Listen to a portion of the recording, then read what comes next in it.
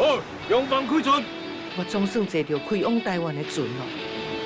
你唔当是我恁两个人，我会拍死恁哦！今仔日哦，你是大地出船，救兄弟啊！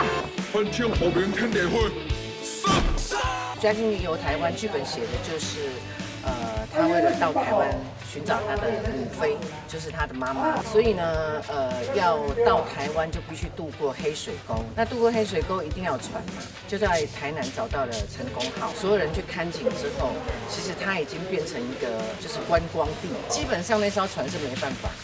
在船上看，技术组讨论之后呢，就开始规划红线这条船。这艘船我觉得是我们这出戏的亮点，因为几乎台湾的剧组没有人会大手笔的去造一艘船。其实斥资如果加时间、加人工、加摄影棚，我觉得是好几百万来衡量的。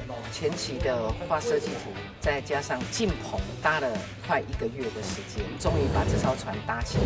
这也是我们这出戏的开场戏。我们希望让观众感觉到我们的诚意，在视觉上，而且你看整个棚都是绿气板，几乎所有在船上的戏都不需要动用到动画。最难的应该是导演吧，还有动画组吧，他们要克服很多困难。在这个全部都是绿地板之下，你要怎么写实的呈现？那我们演员就是把戏做好，大家都要全神贯注在每一场跟每一个镜头里面。因为嘉庆君游台湾，我们的主旨就是除了呈现歌仔戏忠孝节义之外，也呈现台湾的美，还有一些道地的美食，还有最重要就是台湾的人情味。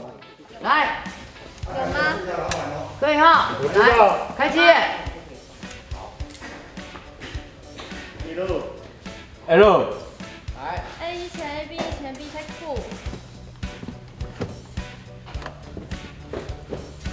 来，准备 ，Action！ 1、2，走！